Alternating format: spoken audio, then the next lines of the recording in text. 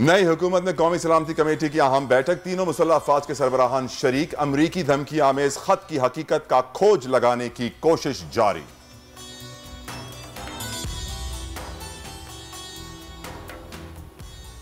गर्मी के वार, सिंध में आम की फसल मुश्किलात से दो चार, पानी की किल्लत के बाइस फलों के बादशाह को रेस्क्यू ऑपरेशन की जरूरत है।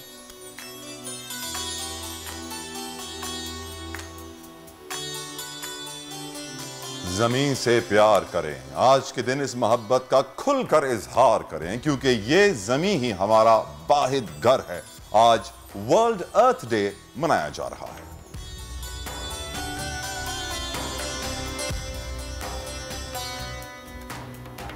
और फैन को लेजेंडरी बॉक्सर से छेड़छाड़ महंगी पड़ गई। माइक टायसन ने दौरान परवाज मद्दा को कूट दिया, वीडियो वायरल।